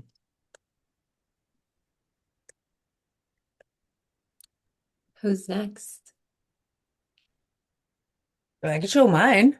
Yes, I'm please. I'm not shy. I don't know if you can see it though. Okay, pull back a little more. It's I blurry. think it's impossible. At least I can explain to you. It's a girl. It's always the same girl. She shows up in these like, just like dungaree jeans, but with like Overalls. overalls. Yeah, I'm a like this overall girl who comes out of the forest, and she's got this wild hair and this like really cheeky looks, and she had a dog with her. So that was really wonderful. She has this playful, cheeky energy. It's just pure energy. And when I connect with her, I get into like, I want to dance or I want to do something creative because that's her. She's a child of nature. So I'm always very pleased to meet up with her again. Nice. I was curious how many of you imagined yourselves in nature if you got a visual or a feel, whether you were inside or outside, because I was also in nature for my Yeah, yeah. Well, I think that's because it's we were out a lot. I don't know, were you out a lot when you were a kid? You went into nature, right? You I played in I nature. mean, yeah, in my neighborhood, yeah, like Yeah, lakes yeah, and yeah. stuff. I don't know. The visions I had for me, the things I remember from childhood are trees, basically. Like, except from what happened in the family, but like when I was like in my child and I was out playing, it was nature, it was trees, it was rocks, it was something from nature. Mm. There's a lot of nature in your paintings as well, Adrianne. I mean, Oh, very much. Yeah. Yeah. And yeah, I feel that we have a wilderness within just as much as we have a wilderness outside of us. And, once again, bringing it back to the embodied aspect of astrology. Um, mm, for me as an artist, astrology serves as this map to the wilderness, the wilderness inside and the wilderness outside. It like links both of them together. And that's something I love about our retreat so much is people discover that wilderness inside of themselves and get more of a language for it. And the art that comes out of people and the art that came out of people last year was like this cartography of their inner wilderness. And it was their astrology chart. It was their relationship to nature. It was their relationship to the nature within. And like all of those things together in one place it feels like the reason I'm alive, to be honest. Like Yeah. it's the intersection of all my passions That's together. why I And just came like here. totally. And watching people transform through that Yeah. process. I mean, I knew I believed in what we were doing, but I'm just, yeah, I'm so excited about this retreat and watching that happen with people. But there's so much therapy in this world that just has to do with that, how to come back to your inner child. Just have that flow again, not think too much, just have fun again. And that's the art. That's the art. That's I what it know. is. Yeah, totally. Yeah. Amazing. Does anybody else want to share their creation who's feeling called? We'd love to, Sonia. Yeah. Yeah, it's just a little, I don't know if you can see, it's a little sprout with Oh, sun wow. and some water. Sprout. There's a Yeah. little, is it like there's a sprout, yeah. I can see it. Yeah, so just like being a sprout and getting all of the like nutrients and things that I need to grow. I love it. No. Sonia, from here, it actually also looks like, and I know it's just because your screen's a little small on my phone, but I Yeah. see a hummingbird for Me some too. I saw a Oh, yeah. hummingbird too. And like I see this I'm seeing this seed hummingbird, which is Yes. probably not your intention, but it's what I'm seeing and I love it. Yeah. Anybody else want to share? Yes, Irina. I don't know if that might be kind of hard to see, but Oh, if you have it on blur background, you have to put it up next to your face. Oh, I could maybe Oh. unblur it real quick. Oh, okay, there you Oh, go. there. Okay. If you But it's pin a the sunflower with the sun rays just hitting the sunflower, and the sunflower is absorbing all the light, and then it's also just glistening and sparkling off of the sunflower, and it's just radiating the light into the soil and into the land and all around. So conduit of light and sunflowers, it just came to me. It was the most vivid image that I saw, and they're just so cool because they follow the sun. So they just are just wonderful little. Aren't you a Leo, Arena? No, I'm a Virgo sun, Scorpio, moon and rising. Okay, all right. Wow. Thank you for sharing. I love it. Yeah, love that so much. So it's so Leo, like what everything you made. It's just so like it's so sun squared. It's amazing. And that is like a sun and a sunflower and light. Like it's such a simple concept, but if you were to actually take that and put that into a painting, I mean, you could spend hours just simple concept, but detailing the light, it would be something I think you could get lost in for a while. The most important thing is the activation of the energy, because it's like, okay, you go to a healer, you go to somebody who's there to help you get energy. We clean energy by expressing our emotions and by dealing with the things that are stuck in our system, right? So we have to kind of clean the energy first. But then it's very important that we fill up energy as well, and this is activation of really pure energy. It's not tainted. We've been doing a healing process around it. So it's not like these are just the real pure essence of who we are. And it's like little batteries of positivity and energy and trust and faith and love in yourself. And that's the healing energy that we're looking for. So that's why it's also filling up work. It's not just expressing and cleaning and getting quote unquote rid of stuff. It's filling up on something that you can really carry with you in your day. And this meditation in particular, the basic like line between the sun above your head, this is like ancient stuff that like they've been practicing. Patanjali, who made yoga, knew of this, right? So it's real. And that's a charger you have with you if you want to, whenever you need inspiration. You saw how much so much can happen in a very small second. And then you're like, oh God, I have like 14 days of inspiration here. Great. Oh man, I just want to share what Jess wrote in the chat here. It's so beautiful. She said, I saw a girl, me, kneeling down in grass, watching butterflies in awe, wonder, and fascination. The words that came were innocence, connection to the natural world, and wonder. What she said was, I want to express myself. My Chiron and Leo, my childhood was filled with others telling me not to express. So today I gave permission to her to express myself. Well, that's very moving. Woo!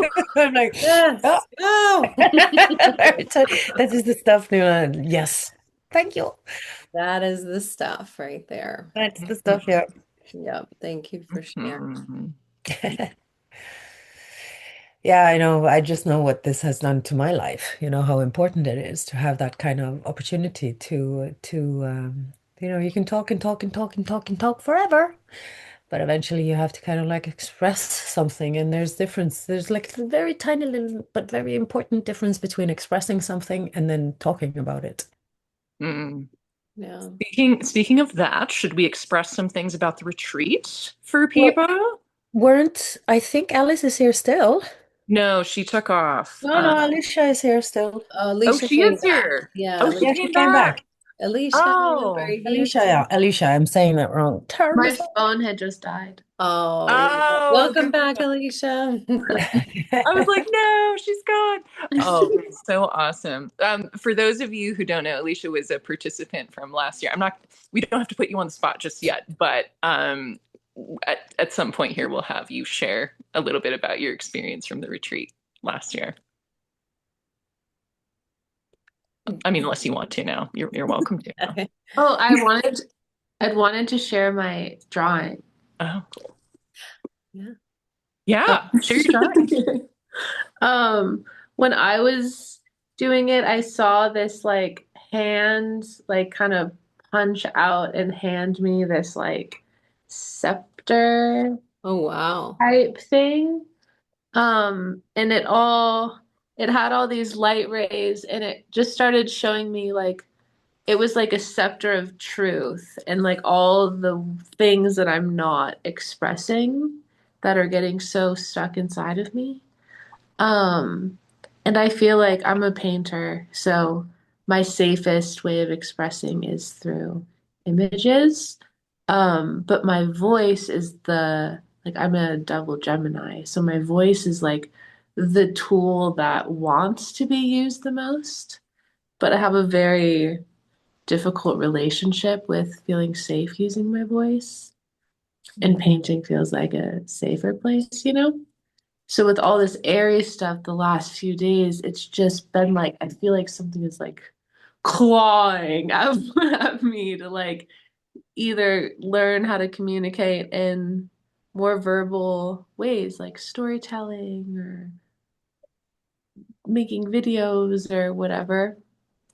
So yeah, it's been a very like intense, like agitated energy the past couple of days. Like I feel like I want to like rip my skin off. So yeah, it's good to have like a little map on like a few little things I can do. That was all. Amazing. Yeah, that's wonderful.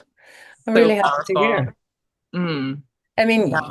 what we saw with you last time, you're a Gemini, right? And you have very expressive paintings as well. I mean, you like, and when you showed us this little sketch again, it was exactly the same feeling I got last time when we did this process, when we first started sketching.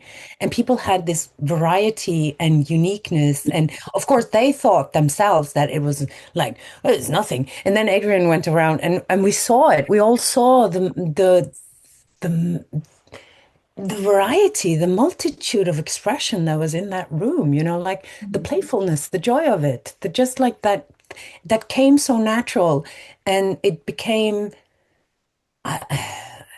it was just flowing in a way. I can't really explain it. And that was kind of the thing that surprised me the most. Now, of course, I was of course like prepared that people would deny their creation because that's what we do. We stop ourselves from expressing it. We kind of like doubt ourselves, it's not good enough. And there was like that part of the creative process can be very tough, very hard. And because it's not about being like a super artist or anything, it's about expressing something. And you can do that through colors, or you can do that through like whatever, some trained a lot, some trained never even painted before. And like that was, they were still all magnificent, if you know what I mean. We had professional artists coming in, and then we had people who had never painted before and felt like hugely confronted by that.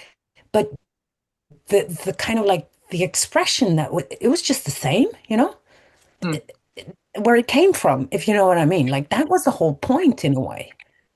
And Alicia, you were so, I mean, I still remember your painting very well. Of course, like you're a talented painter, but you're very Gemini in your painting, and I like that because I have a moon in Gemini. I'm like, oh, this is like a little book.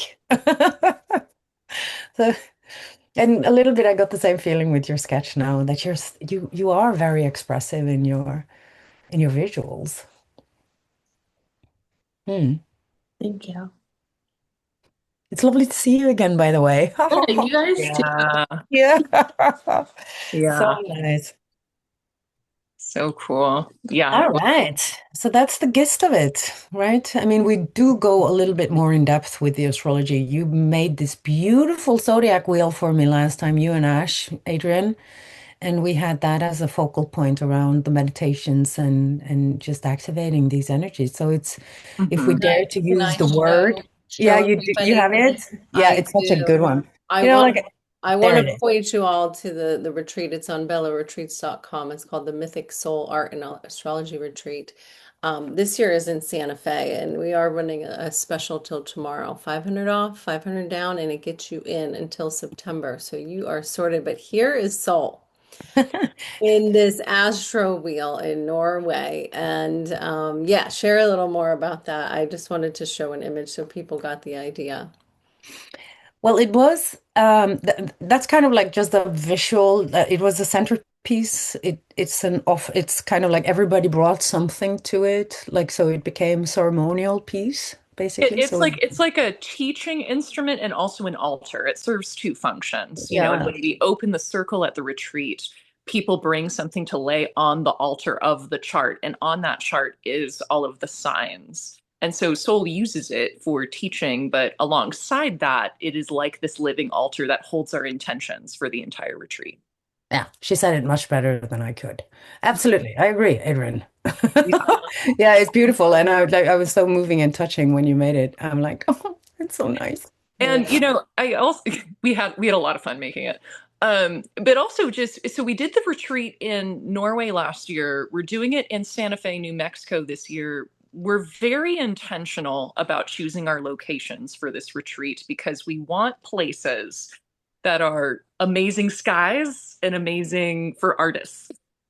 And with that in mind, that was part of what went into the choice for New Mexico this year. We do intend to move this retreat around the world every year, but New Mexico is known for its stunning skies and also it's a hub for artists. I mean, Georgia O'Keeffe spent most of her life there. Santa Fe is an artist town. And you'll see when you get there, there's a reason why artists thrive in this landscape and why it's the absolute perfect setting for the kind of work that we're going to be doing. And I've the been energy is also very like Chiron in Taurus. Chiron will move into Taurus this year. It will return a little bit for a short dip back into Aries, though. But like we're preparing for that ride, and it's a farm. Yeah, so we've It's done a big, retreats huge here farm. The Synergy farm is actually several part of it is a farm. yeah, we've done retreats here several times. What a very, very special place. So this place, Yeah. in addition to having a, dome built by Buckminster Fuller, so the original Bucky built this dome. It's phenomenally huge, and we do a lot of the embodiment yoga, meditation practices in here, which is really nice. It is a working farm. And the people who started this, visionaries, really, they met on the Haight-Ashbury back in the day, and they said, we want to create a functioning, synergetic farm in the desert. And it's called Synergia because of what that energy means of synergy, which is not one, not two, but at least three things that are harmonizing together. So they have a working orchard. They have changed the landscape there to have more plants that are lush. It's very native. There's something also like about the desert that I want to say, yes, Georgia loved it too, but also, being someone who's been to Burning Man many times, there's a bit of a blank canvas to the desert energy. It holds a lot of spaciousness and openness that I think allows creativity to really flow and come through. And the night skies are Mm. unparalleled out there. Very clear, very crisp air, and a lot of starlight. So it's really, one of my favorite places. I've been there many times. We've done a number of retreats. This is our art studio to be. There's all types of animals and birds and nature. The food there is incredible. Again, they have a working farm and a very abundant energy and really lovely spaces to meet and to walk around and just kind of enjoy that. Of course, Santa Fe is like 30 minutes away if you want to come in early or come in late and check out some of the galleries. That could be a fun cultural piece and pretty easy to get to if you're in the US. And of course, if not, we can help you get in there, no problem. If you're coming from afar, we can handle that. And So, about Also, the if stars. you are coming from afar and are worried about transporting your art supplies, one of the things that we do that actually not all art retreats do is we provide all of your painting supplies, which means I bring high quality, heavy body acrylic paints. So I got the expensive stuff for you guys. I care about your paintings. Um, we've got easels, we've got paintbrushes, we provide canvases. You're taken care of. Just come create with us. yeah. And, if you're worried about traveling overseas and carrying all that with you, we also have a size of canvas that will hopefully fit within your suitcase. So we've tried to think of everything to make it as easy as possible for your experience when it comes to the creative aspect of this retreat. Yeah, just get there and we'll take care of the rest pretty much. So you can Yeah. fly to Santa Fe or Albuquerque, or drive if you're local. So it's a pretty comprehensive, I think, experience. There's really cute kind of, Santa Fe, very, very like, authentic rooms there. It's a really sweet, intentionally designed. There's paintings in every single room by, the one of the women who, lives and works there, Marie, and she has painted every room after a bird that is local and native, to the ranch. So that's really fun. The food is incredible as well.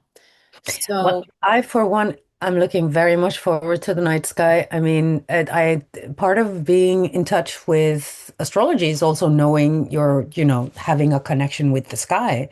So I'm looking forward to doing something, a little journey with that, just, Oh, New Mexico does skies I know, I know, I well. know. I can't wait. it is called the land of enchantment for a Yes. reason, the land of Oh, enchantment. like, don't get me started. I'm a big star geek. And just to give an example of like what your daily schedule would be during this retreat, in the morning we've got Sul teaching yoga and embodiment, and she's an excellent. I mean, this is the woman of many talents. She does it all. Trust me, I'm still discovering the things that Sul does every day. But also we'll teach you yoga in the morning and get you embodied for the rest of what the day holds.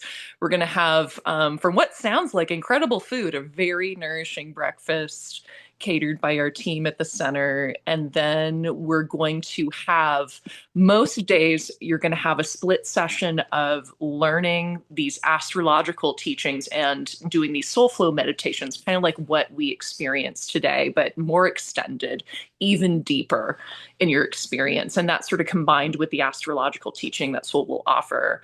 And then you'll have some free time. You'll have, lunch and some time to digest that.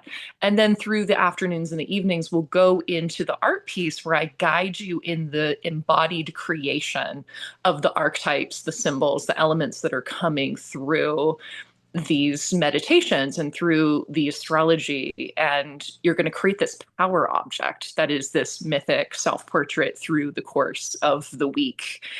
And we got some awesome stuff in there too. We also have a trip to Ojo Caliente Hot Springs, which Woohoo! is one of my favorite places on the entire planet. I go at least once a year and I feel like it's getting right. It is just an incredibly magical place full of healing waters. There's amenities there like massages, there's mud baths, there's treatments you can opt in on if you really want to extend the relaxation and the regeneration element of this retreat for yourself. And yeah, we've got a week that we're accomplishing a lot, at a fast pace. We're painting a painting in a week. And for some of you who are really artistic, that might be really exciting. For some of you, it might be like, oh, I don't know if I could do that. Trust me, you can do it and you will surprise yourself by what you create, as a few people from last year would probably attest if they were here. Amazing. Well, And it one, and is. one thing Oh, too, we provide you with your personal charts, which is really, really important, that part of it, because it's kind of like that's you getting to learn your chart, basically. Yes, Which yes. is like, and I mean, even if you know astrology, I dare to say, maybe I'm a little cheeky now, but I dare to say you haven't looked at your chart from this perspective. Because this is like a more like an embodied, intuitive, energetic, oh my, like an encounter with some parts of yourself that needs to be realized. That's why it's called the self-realization process. So just amazing. in case you Th- didn't know.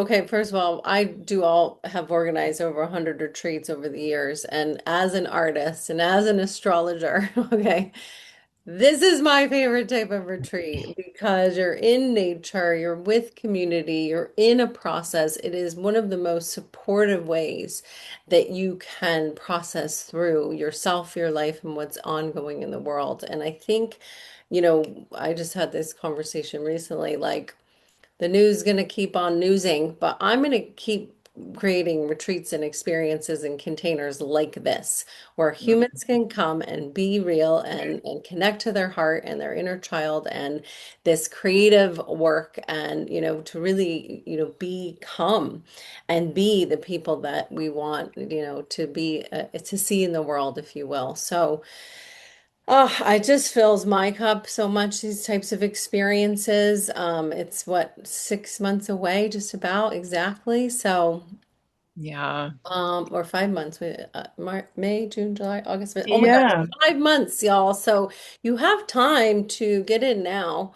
If you sign up by tomorrow, it's $500 deposit and $500 off, and then you have the next 5 months to pay off. We only have three more rooms with ensuite bathrooms if that's important to you. Otherwise, they are shared bathrooms, but we have several other types of rooms left if you don't need to have an ensuite. And we absolutely just, if you're a creative, if you're an astrology nerd, if you love nature, if you enjoyed what we just did here today, that is a little taster of what you could do for a full week out in the desert. Well, I'm looking forward, going, just defying every, whatever but it says, that I'm looking forward to going to the United States. Really, I am. Oh, that's I another am. Of course I important point. am. No, that's another important point. Sol is coming from Norway here. So if you live in the United States and want to get in person with Sol, this doesn't happen every day. This doesn't happen every year. This is an important opportunity if you want to be live and in person in a very accessible way with her. So come Yeah. get And into it. it's also the thing people say, like I've met a lot of people like, "Oh, you going to the United States now?" And it's like, yes, of course. Why do you think, I don't let things dictate my life, and I don't think we should. I think this is also something that I think I'm very I think it's part of myself that I'm quite proud of, like I've always been like that. It's kind of like maybe it's the Aries courage. I'm born with Sun Mars square, so I have a little bit of that, and I think that's also something that inspires people to do the same because really there's absolutely no reason to not go to the United States right now. I mean, it's still the United States and it's still filled with beautiful people. So, just in case you're from abroad and you have those feelings that you might not feel like there's been so much in the media lately. Yeah, I Not mean, mentioning anything particular, but not everything bad is happening everywhere in this No, country, exactly. you That's know? exactly, you said Like, it so well. because where we're going to be, and once again, this is for the people who are considering it, who are perhaps in other countries, and yes, we understand the feelings about the geopolitical situation right now is intense, and I get that. But the particular place in America we're going to be is going to be peaceful. It's going to be safe. It's going to be beautiful. And it's going to be a part of the land where all that stuff is not going on. So just to emphasize that for the people who might be considering from other places. Well, I haven't been to the United States since 2018, I think, in 2019 maybe, and Wow. I'm really looking forward to coming back. So yeah. We can't wait to welcome you. All right, everyone. Thank Well, you. wait, let's Oh, real quick. Is yeah. Alicia still here? Yeah. Oh, there she Yeah, is. could you I know you've thank you for bearing with us, my dear. No, it's All this cool. time. Would you have even just a minute or two to share a little bit about your experience from last year? Yeah, of course. Um, so I flew all the way to Norway. I had just decided that I was gonna become a painter, and I kind of like self-appointed Adrianne as my teacher and started just like going to her workshops and her classes, and then to the retreat. And yeah, it was my first art retreat ever. And it was really cool. I think my favorite part was seeing how, like they mentioned, how everyone came from all different levels, but all creating together. We kind of, Mm, it was really fun. Like I mm, went to some retreats where it was all like super technical and super advanced, and there was this like seriousness, but there was almost this like familial funness to it. Like I would say it was the most like family feeling retreat I'd ever been on. And a lot of us still have a group chat and we FaceTime every other Friday. And so that was cool. Um, what else? Yeah, and I think just like the painting I painted was probably I would say one of the best paintings I had ever done. And it kind of just fell out. Um, and I've noticed that whenever you choose to go on a retreat with someone, like you're really absorbing not just like their teachings, but their frequency, like as a leader. And so with Soul just like diving so deeply into us and like calling out these like random facts about us from the stars, and you're like, oh my God, how did you know that? It helped me feel comfortable being like, okay, like I can go like pretty deep in my work here. And Adrian's like a really prolific painter, but has the most casual presence, which makes it all feel and look so easy. So I feel like soaking that up, I was like, oh yeah, like it's so easy. Like this painting I just made in like 5 days. Um, so yeah, it was amazing.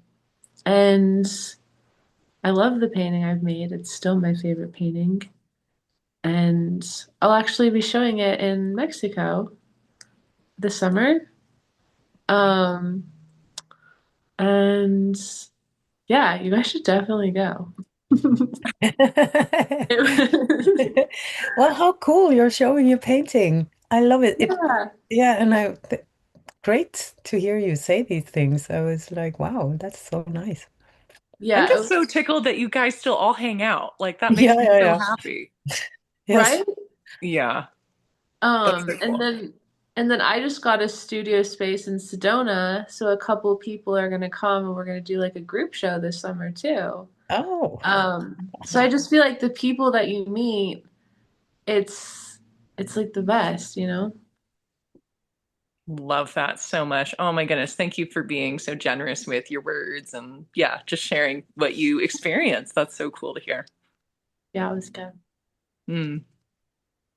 Thank you for sharing that, Alicia. It's so important just to have your experience. And we love creating the family dynamic on retreat and these connections that you make. They're really unlike anything else. I've done a lot of therapies and traveling and everything under the sun, and retreats are still my favorite transformational experience because of, you get to really bond with people for a whole week while you're doing this very fun and very deep work. So, all right, y'all, we probably need to leave it there at that. Thank you so much for all of you who stuck with us till the end and everyone who is coming on to listen later.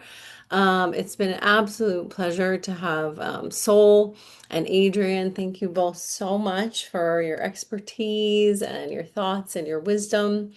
And we hope we'd love to know who's joining us. So if you want to reach out or you have any questions, you can message any of us online, bellaretreats.com if you want to check more info about the retreat, and we'll link below as well. Happy new moon Aries, everyone. Happy new moon. Thanks, guys. Happy New Moon. Thank you guys for joining. Thank you. Ciao, Thank you, ciao. everyone. That was wonderful. It Oh, was so thank you lovely for to see being you again, here. Carolyn. I'm sending you a big, lovely hug. And I saw there was another of my friends here today. Maybe he left. Did he leave? It just really made me happy to see you here. Thank you for showing And up. Thank you, everyone. Ciao, ciao. Ciao, ciao. Ciao.